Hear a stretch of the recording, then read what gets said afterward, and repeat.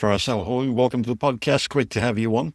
Feras, you are the founder of Startup with Feras. You've, in this capacity, been advisor to 150 new businesses, helping many of them scale from zero through to seven, eight figures. You've founded and grown businesses in the Silicon Valley as well as abroad. In fact, in 2019, you sold Enor, a digital marketing consultancy, to Dentsu, which is a global media company that many of us would probably know. Prior to this, I'm curious, was there a point in time when you realized you were an entrepreneur? So thank you for having me first. Vinay. I love your show. Love all the great content that you're producing and the guests you have. Yeah, I always joke and say I was forced into Hmm. entrepreneurship. So in 2003, I was a VP at a cutting edge startup here in Silicon Valley. And one day the CEO walked into my office and said, "Hey, Ferris, you have a minute?" I said, "Sure." He usually doesn't Hmm. do that. And he shut the door and sat down and he looked at me and said, "Hey, Ferris, we have a layoff tomorrow and you are impacted." So it was a pretty horrific event. My career, I think people who've gone through layoffs, they can Hmm. relate to that Absolutely. experience. It hurts across every aspect, psychologically, emotionally, relationship wise.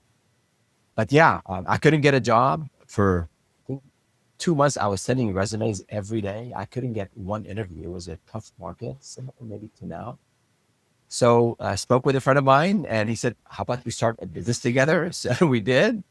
I had zero experience in sales, but we figured it out eventually. So yeah, that's how I got into entrepreneurship. And was it that first experience that confirmed, I guess, the entrepreneurial traits within you, or was it a bit more of a journey before you came to realize that? I was in corporate. I think by that time I had 10 plus Mhm. years working. I started technical as a hardware engineer. That didn't work out very well. I moved more into account Mhm. management and then became a manager, became director, AVP eventually. And then I always, that thought of starting my own business was always there. I think 60 million Americans, Mhm. they want to start a business, only 9% actually Yep. do. So I said, you know what? I'll do it one day. But it was after that layoff when I was forced into it. And we have to learn a different entrepreneurial Mhm. mindset in terms of the skills, sales skills, marketing skills, delivering something to a client. All of that we had to learn because I was selling out, not selling, sorry. I had zero background in sales, but I was managing projects for Fortune 500. And then now when we started our business with my co-founder, we were selling to the local Mhm. shops. So it's a completely different learning curve there. And given your journey to date, what would you say is your personal area of strength?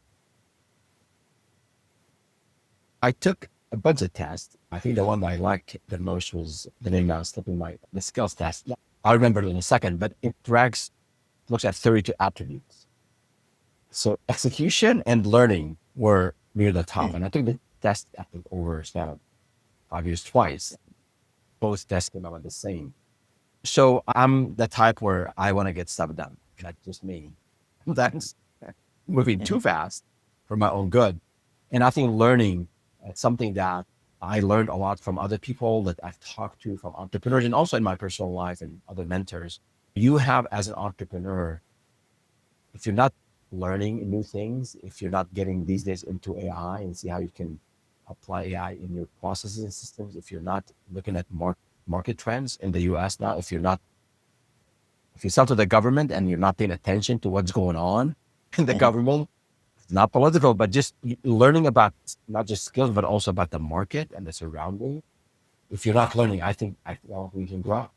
I think it was Peter Drucker, the father of modern management, who said the only sustainable advantage businesses have over their competitors is learning. And Mm. learning, in my mind, is education and application. So you have to learn and then take what's good and apply it to your business. So those are the things that I have, I think, executing, the ability to execute, focusing on the Mhm. goals, and then learning. Those helps a lot with the same ventures. My seventh venture. Aside from what you just mentioned, is there anything else that you would say from your personal area of strength that businesses don't know but should? Sorry, in terms of, I missed Sure. the In terms moderate of one. your Sorry. personal area of strength, other than what you've just shared, is there anything else that you believe businesses don't know but should? I think you learn every new venture. With every new venture, there are new Mhm. learnings. But I think the foundation, they're timeless, they're time honored principle. I'm into martial arts. I'm a Mhm. fourth degree black belt in Aikido, Japanese martial art. And there's a lot of commonality. There are a lot of parallels from any art, and, martial art and business in terms of that deliberate practice, that disciplined mindset. I don't think you can achieve anything worthwhile in life without working. I think you go on YouTube these days on social media, these overnight success stories and how you can go from 0 to 100K in consulting in a month. This is just nonsense. It doesn't happen. It's just like winning the lottery. It could happen. But the proven path requires hard work, requires a disciplined mind, requires that deliberate practice. So those are muscles that some of us listening here might not Mhm. have, but you can build those muscles. You can learn, start taking on some initiatives, whether it's in fitness, whether it's in a hobby, whether it's volunteering, whether it's in a skill you need for work, and gradually committing more time, really focusing on learning this one thing really well, and then improving on it. And they say success breeds Mhm. success. So you start getting better at things, you start getting better results. And I think that feeds back, at least for me, it gives me positive energy to do more of it. And with your current company, are you really targeting startups that are service-based startups, or are they more mature service-based companies? Yeah. So we have a couple of tracks. Our content on YouTube, on our newsletter, on our website, on LinkedIn is all targeted, all that kind of free content on helping early stage Mhm. entrepreneurs, those who want to start Okay. a services or a consulting business, or those who started and now they're struggling. So how to vet an idea, how to set up a business plan, how to market, how to sell, how to learn these skills.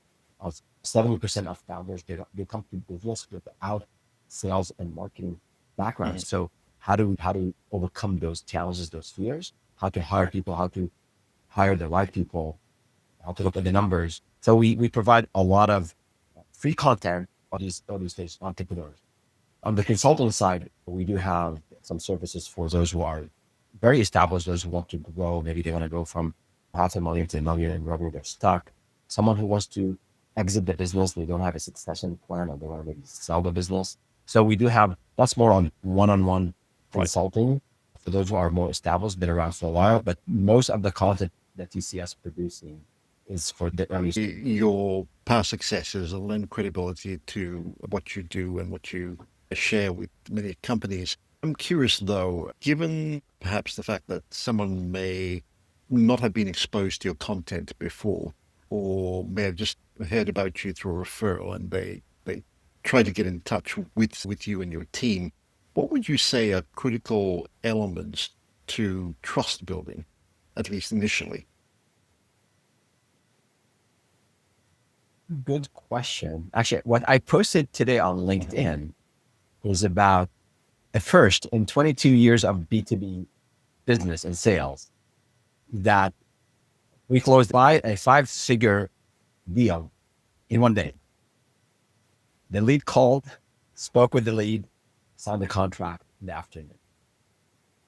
And my post was, if you think of attribution, what led Mhm. to the sale, it wasn't my amazing sales skills. Maybe I know how to sell after all these years. It took me many years Mhm. to figure it out. But also, what I wrote in the post is, especially in a B2B environment, these days, customers are very educated. Most customers, Mhm. they are researching, they are learning, they are connecting with the brand way, way ahead of when they need a service. And in this example that I mentioned earlier, this individual has been following us, our content, for several months. I did not know that they Mhm. existed. I didn't know that they were a follower, but they were very impressed with the quality of the content that we're producing. and they want to do business with us, and they came in ready to do business. And again, there was a bit of back and forth on the scope and the pricing, which is obviously part of the whole sales process, but they were ready to buy. So I think from a trust building perspective is, are you adding value to the lead in every touch point that you have with a lead, whether it's at a networking event or through your content or through maybe you are listening to a podcast. So I think I have one of those, we have a list of black belt principles here at Startup Affairs. And one of them is, I tell entrepreneurs this all the time, only take advice from those who have been to where you want to go. So I think there are a lot of people out there who put out content, good content, but make sure that people have gone through a similar journey. Everyone's journey is different. People who have been to similar journeys and they want to get there. And I think you can tell authentic, original, quality content and quality businesses from those who are just trying to get a client here and there, and they don't establish that relationship with the lead way ahead of them making a call or submitting a request. I'd like to dive into that a little bit more because you described, I would say, at least 3 or more ideal client profiles in who you service or could potentially service. So when you're doing content, how are you focusing on content that's relevant to one particular ICP, or are you calling them out in a specific piece of content so that they're able to self-identify and invest time or not and look out for other pieces of content that would be relevant to them? Great question, Vinay. So you're spot on. And a lot of people who are out there developing content, they think the entire world is their audience, and you got to be focused, right? And it took us maybe the first few months to really focus on what is it that we want to watch, who is it that we want to help. So that's why I was differentiating. If you look across all of our content on YouTube, we have 6,000 plus subscribers now on LinkedIn, on everywhere we publish on our website. We are focused. The ICP, the market of one, the avatar, the persona is this person who has some skills, typically corporate skills, and they're laid off, they want to leave, or they've been thinking of leaving and starting their own business, or someone who's maybe just finishing school now, Gen Zers, they want to start a business. At 16% of Gen Zers graduate and they have a business already. So someone who wants to start a services or a consulting business is what our content, therefore, we help that audience. That you hardly see us talk about these other audiences. So those consulting or those more advanced stage, larger entrepreneurs who have been around for a long time, they're 7 figures now, maybe someone who wants to exit the business. We don't really talk to that audience in our content. We get those leads to our contacts, people, word of mouth, people who know us. Plus, we can't take a lot of those clients. I think we have it on our website. We can get 5 to 6 clients every year of that type. But the focus where we want to get thousands of community members is on that early stage phase. And that's why our content is focused on that client profile. Okay. Many people lose this point. And if you don't understand the pain points, the emotions, the hopes, the fears, the challenges that's your target audience has, that you won't be able to connect. And I'm not saying that we nailed it 100%, but at least we're aware of it and we focus on it in every piece of content that we develop. And just to help people wrap their minds around this concept of identifying ICPs and speaking to them, you're doing that with the belief that if you're able to help them successfully start, then there's a good likelihood that they'll want your assistance to scale up as well to hit future goals. Hence, that is why you cater the majority of the content to that particular segment. Would that be a fair statement? That is a yeah, absolutely. Okay, terrific. Looking at the other ICPs, obviously word of mouth, your past experiences lend credibility. Is that the only way that they get to know of you, or do you seek speaking engagements and maybe a mastermind or something of that nature in order to speak to that kind of crowd as well? Yeah, sure. No, that's another good question. So I think from a business owner perspective, you got to practice what you preach. So in terms of being out there, I think I was on 47 podcasts in Right. 2024. So we're out there. I'm part of our plan for 2025 is to be out there in person. Before COVID, I was speaking in conferences and all that. I was on the whole speaking circuit, and then got busy with post acquisition and then COVID and then all that good stuff. But now we're planning on being out there. So we already have a number of speaking engagements confirmed in person where you go and meet people. I tell entrepreneurs, you got to be out there networking with people. So I make it a point, even after all these years, I go to at least one networking event local here, Right. just go meet people. And I just see how people are connecting with each other and how they're pitching and how they're trying to work their room. So we definitely, I think as a business, you want to have, if you have three services and potentially you're addressing different client profile, as you mentioned, you want to make sure you have marketing efforts and marketing programs to support getting leads, getting qualified leads for the different services. So yeah, for us, from a content marketing perspective, it's all for that early stage entrepreneur. But when I speak at conferences, when I do some of these networking events, and just through my personal network over the years, you get that word of mouth, it gets those referrals. So yeah. Right. So I would imagine that one of the issues that perhaps you come across is a proper understanding of strategy, both from a business perspective as well as maybe even a marketing perspective. Would that be the case? In terms of Yep. strategy, you got to have a strategy, of course. And I'm not that type where, I mean, even when we were seven figures, eight figures back in 2016, 2017, when we sold the business, I wasn't big on, I'm still not big on, let's have a 5-year strategy or 3-year strategy. I don't know. I don't know what happens in three years. Maybe I'm gullible. I don't know. But in 2023, like who guessed we would have something called Chat GPT and then DeepSeek and what have you. So I think I really like the idea of annual Hmm. plan, annual strategy, and then quarterly. We use OKRs, I think, since 2016, and all the ventures I've been so far. We've used OKRs. We objectives and key results. Basically, here's what I want to do. And then here are the key results. And we track this every other week across the entire team. So I'm a big believer in setting aggressive goals, achievable, but a bit aggressive, get the team involved, get the wisdom of the crowd, the senior people, the junior people, look at the competitors, and then develop what I want to get. And here's our strategy. Okay, I want to get consulting gigs. I got to be out Hmm. there. I want to get a larger community. I got to produce one LinkedIn post every day. We do that religiously, Monday through Friday.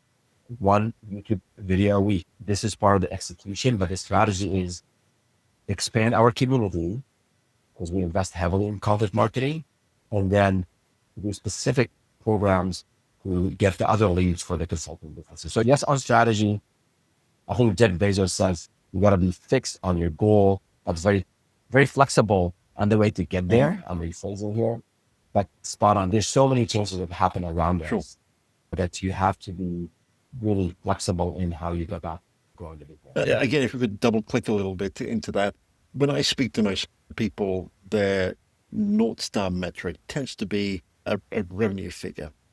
And I'm not disputing the fact that that is quite important, but in terms of developing OKRs and certainly getting buy-in from your team, how would you approach it? Yeah, good point. So I'm a pretty transparent, open guy. When we were in all of our businesses, I share a lot. I share our numbers. I share where we are financially. I've always, in the 7 ventures I have had, I've always had a co-founder. And there's data, I think, that tells it's a good thing. So you have to humble Hmm. yourself. You have with all the success that you still have to humble yourself and know that you don't know everything. You should know your strength. You should know the areas you're not very good at, and either find founders, co-founders, business partners, or found your first hires or the senior team that will be there with you to complement your, your weak spots. And again, I've been super fortunate to have these amazing people that have been with me on these different journeys, and we're friends with them and their families even after all these years. So I think including your team members, even the junior ones. I think there's a process to go about.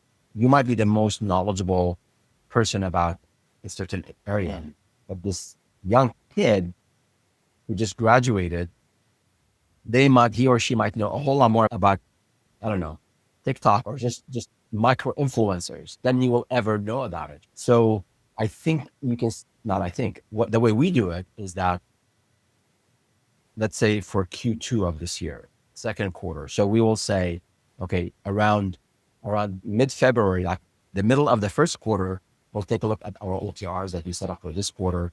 And then we'll start to say, okay, what are we missing? Are we on track? Are we off track?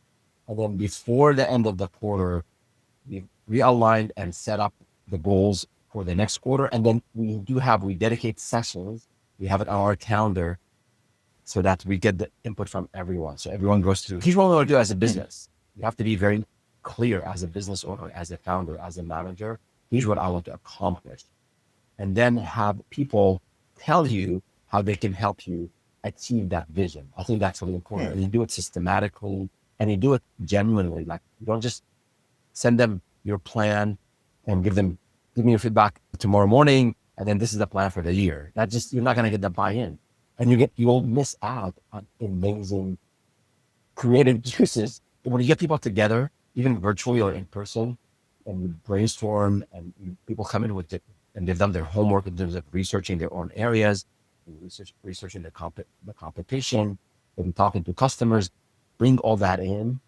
It is really important. Even if you just have a small team and junior team members, involve them in this process and put it on the calendars for the rest of the year. This is when we do OKR reviews. This is when we plan for the next quarter. This is where we finalize the OKRs and allow time for yourself and for your team to work on the business. A lot of us get sucked into working in the business and there's just no mental passive free space to think about growth and scaling and taking care of you. So you got to make time for that. It's really important. So you've established OKRs for every quarter, and certainly those can act as checkpoints to ensure you're on track for the year. In my mind, at least, the process tends to be a bit of a lagging indicator of ensuring you're on track. Are there perhaps leading indicators you look to ensure that you and your team are on track to where you're wanting to head to? So in our businesses, and given that we have analytics, my co-founder now, Eric, we worked together in a previous venture and we co-authored a book on analytics. It's sold 15,000 units on Amazon. It's highly rated. So we make it part of for us in this venture, and I'm involved in a few other ventures, but in this startup with Feras venture, every Friday, 7 a.m. Pacific, 10 a.m. Eastern, if we have a virtual team, 6 of us, this is the analytics meeting of the week. So we have the person who's in charge of social media, they come in and they have their chart. The person who follows LinkedIn, they should report on that. The person who's looking at we have a free course on entrepreneurship, the subscribers, where they come from, have they completed the course. So we spend about 30 minutes every week. Everybody comes to the meeting and we review the results. And then we learn, okay, this YouTube short worked really well. Can we try that on LinkedIn? Does it make sense?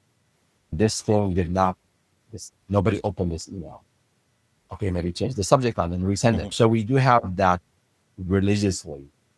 We have this review, like weekly review. I would say 90% of the time we have this meeting. Like sometimes we're too busy delivering, we have some other commitments, but 90% of the time we meet and review these numbers. I think that is really important. And then if you're not doing that, you're shooting in the dark. Analytics is hard. It's not about technology. The more you can automate some of these reports, the more time you and your team can spend on analysis and finding insights. And that's hard. That requires time. It requires us to look before I come to the meeting and my team comes to the meeting. Everybody has spent half an hour as well preparing and looking at the data and making sense of it. Like just an example today, one of our videos, we noticed we got traffic from ChatGPT. 15 views. Like we were jumping up and down. It was cool. We got recognized by AI. So now we're going to dig deeper. Okay, like what led to that? And can we maybe, so yeah, analyzing, I know it's analysis, like looking back in the mirror, but I think you take action And in the same Mhm. meeting, based on findings of this last week, we actually make decisions on what to do next week. So we have our plans and we might tweak some of the things we want to write about and maybe some of the things we want to do based on what we've learned that week. Or like one last thing, like also, it's not all about like views and impressions and comments. Also speaking with entrepreneurs, speaking with clients, getting feedback from clients. My goal as a business owner, as a business leader, like the voice of the customer, even if you're a small company, you got to bring this and make sure your team, you need to be at the pulse of what your community Mhm. is going through, the challenges, the hopes, the fears, and your clients. So bring all of that, what people are saying about your content, what people are feedback they're giving you. I make sure that we have we use Slack and we have a channel for audience feedback. And whoever of us come across some feedback or we hear something, we add it there so we're aware of, of what people are saying. It's not Mhm. just the numbers, it's also the qualitative input is really important. And I think you raise a good point there because the voice of the customer is certainly important in terms of building trust overall. How do you deliberately share the voice of the customer? Yeah, I mean, for larger companies, you have solution, you have Mhm. software, you have surveys, you actually do primary research. You actually ask, when we had a team of 45 people at the time, about 7 or 8 senior account managers managing Fortune 500, Fortune 50 at one point. There's a formal process to get feedback from the Mhm. customer. Like you can have a corporate stuff, CBRs, quarterly business reviews, one-on-one speaking with the stakeholders. That's especially for these platinum level clients. So you give them a lot of attention. You want to make sure like you're there for them. If they say jump, you say how high. But these people are paying you. And so now, if your business has tens and hundreds of clients, that one-on-one might be difficult. So you can do surveys. You want to be out there where your community is, where your clients are, Mhm. even if they're not your clients. If your point, your ICP or your leads or qualified leads, maybe at an exhibition or at a local networking event or maybe at a conference, just be out there listening to what people are sharing, listening to what the competitors are doing. That's really important. And I think as long as there are different ways to collect that data, I think it's important to make it part of your Mhm. OKRs as a business owner on a quarterly basis, at least on, on an annual basis, depending again on your sales cycles and what you sell. Getting that input from the client is really, otherwise, you could be blindsided. I think it's important for growth, for improvements, for retaining clients, and also addressing needs that maybe you're not aware of. So finding ways to get that input, like there's little ways, but making sure it's a priority for the business, I think that's what's important. Mhm. So, incorporating your voice of the customer is certainly a key part of it. I'm curious about client management, ensuring that you're not just delivering on the deliverables as per the scope of perhaps the agreement that you've created with the client, but getting them to a point where they certainly achieve what was expected and maybe are even willing to reactivate or resubscribe to an additional service or a bigger scope of a project. I'm curious, you and your team, how would you ensure that you are allowing for that scope within the relationship Yeah. with the client? No, maybe I'll bring examples from the other business. I'm also co-founder of an analytics business. It's called eSense, CENS. My business partner runs that business. I'm involved more at the board Mhm. level, but we provide analytics consulting services and top brands. We have an office in Dubai. We're opening up more presence in the US as well. So those types of projects, B2B, larger brands, it's not a week project. It's a longer sales cycle. It's also implementation. People implementing analytics for Emirates Airlines or implementing for a top fashion Okay. brand. It could be like a 6-month project. So you do have, depending again on the scope of your work, depending on the type of the service you have, at one point you might need to have a dedicated role for your business as what we call account managers, consultants who are client facing. They're not typically the technical people who are writing code or Mhm. building solutions. They are there to manage the client in the sense that here's the scope of the project, we deliver the scope, we're updating you, we need information from you, issues arise. So I think I used to do all that myself. When I started my first consulting business, I was a salesperson, I was the senior consultant, the only consultant. And then my co-founder was more on the technical side of things. He wasn't as much of a client-facing person. And then over time, as we started to grow, hired a VP of sales. It took us a couple of tries to get the right person. Yeah, that's another story we can talk about and all the things associated with that. But once we start to get larger clients, then once we had the revenue, then we hired consultants who then can be there to support the new sales that we were getting. So we eventually, later, a few years down the road, we had two people selling and we had 7, 8 people in charge of these client relationships. And then we had a technical team developing, doing the implementation work. So I think it changes depending on the phase where you are in your journey. If you're just starting out, you have to market, you have to sell, you have to deliver. You're the person, you're the CEO, and you are the janitor and everyone and everything in between.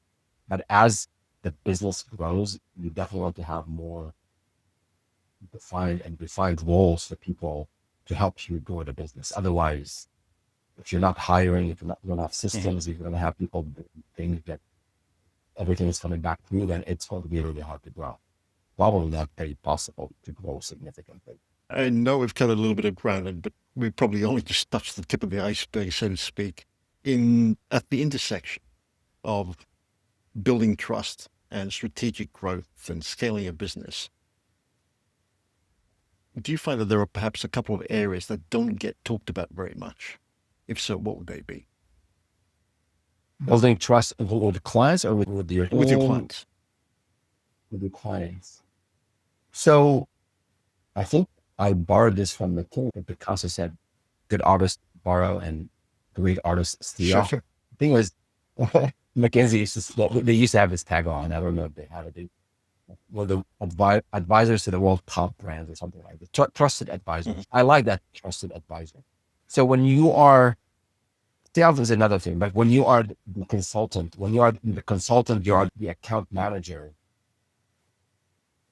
especially again, if your service in a B2B environment where the sales cycle and the service cycle is long, and maybe you have a retainer, maybe it's ongoing, right? Like we have clients who stay with us for 10 years, right?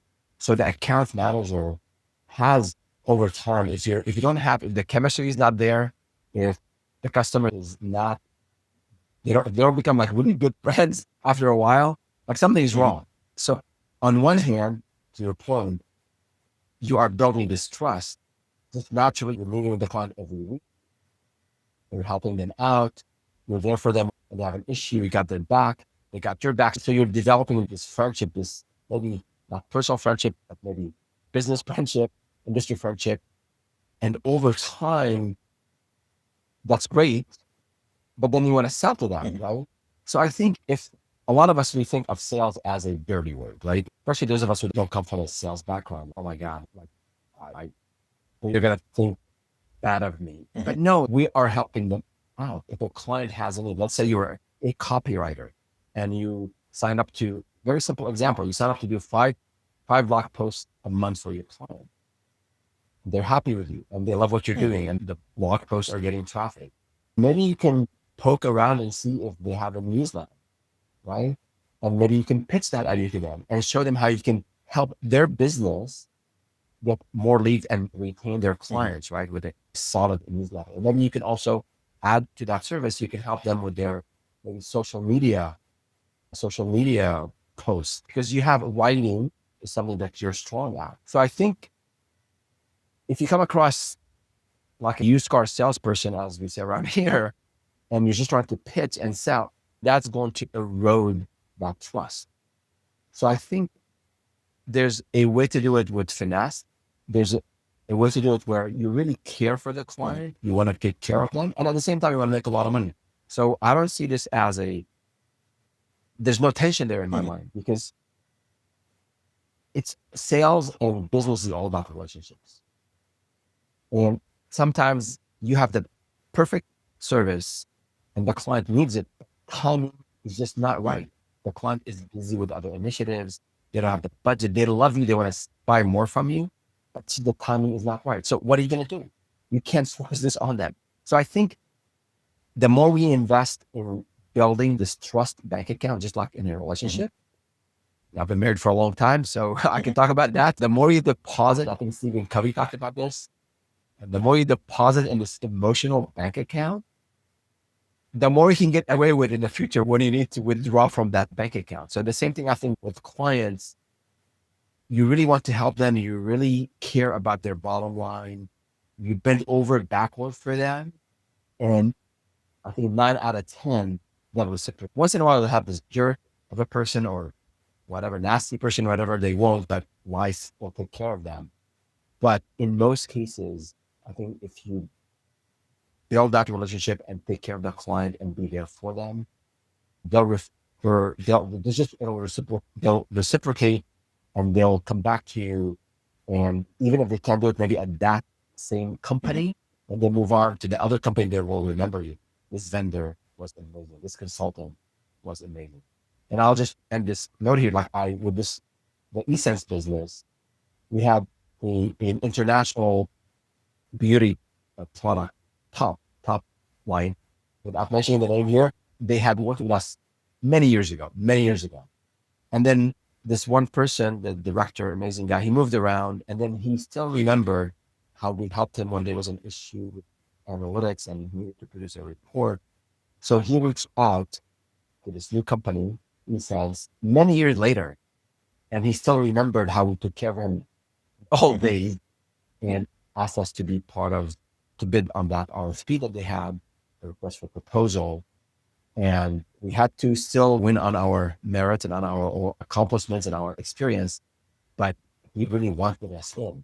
And he's been now a client again for 2 years. So take care of the customer, bend over backward for them. And I think I believe it will pay off in so many different ways. Plus, it's your application at the end of the day. Make a great point there. Thank you for that. If you were listening to this episode, what would you say would be your top takeaway? That's okay.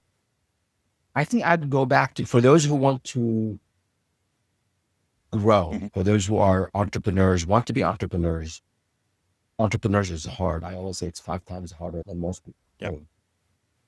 I think the part about that disciplined mind and deliberate practice is really important. It's not starting a company, growing a company. If you're a manager in a company and you want to get the next promotion, I think you have to have that discipline. This is what I want to do. I want to get my black belt in karate, whatever. So it takes time. I want to get my purple belt in jiu-jitsu, like whatever. I want to learn how to ride horses, whatever it is. It does take practice. It does take time. It does take sacrifice. So I would say we're so distracted these days. I tell entrepreneurs, in my days when I started, there was no YouTube, no social media. So we had to learn things from CDs. But it was hard to get access to things. Now I feel in a way bad for those who are starting now because there's too much information. That's one thing. Like, who do I listen to? Who do I learn from? Here, there are so many distractions. Right. Like scrolling is a distraction. I think this sort of spending so much time on Netflix is a distraction, right? Having too many hobbies is a distraction. I have fun. I have hobbies. I have a family. I have kids. Trust me, I love quality time with my family. I love going on hikes. I do all that. But at times there are seasons in your life, especially for the younger folks, where you have time and you're healthy. So put it into something meaningful. Learn a lot. Work in a startup where you're working 60, 70 hours a week. Don't go down. Take care of yourself, but work hard initially, especially initially. I think that the trajectory of your career will be significantly different, better. I think if you invest a lot of time and effort in being disciplined about what you want to do, and then that deliberate practice. So long answer to your short question. No, but you make a fair point. Thank you for that. For us, for those listening and watching who would like to know more, connect with you, where would you recommend they head to? Yeah, sure. Go to startupwithferas.com. Feras spelled like my first name, Feras, or go to our YouTube channel at Startup with Feras and follow us. If you like the content, hit like, share, become a member of our community. And if you have questions, I spend a couple hours a week just answering questions for people, no charge. Pro bono help out people who have questions about entrepreneurship. And the reason I do it is a lot of people help me along the Mhm. way. No one makes it. We consider some of us make it or not. That's a question to be answered later. But a lot of us have done something worthwhile, got a whole lot of help along the Mhm. way. There is no self-made anyone. Don't believe that. So a lot of people help along the way. And this is my way of giving back by answering questions and helping entrepreneurs. So yeah, reach out. We'll include links to that in the show notes. For us, thank you so much for doing this. It's been brilliant. Oh, I appreciate it. Well, thank you so much for having me. Again, I appreciate your show and the content that you produce. Lovely conversation. No,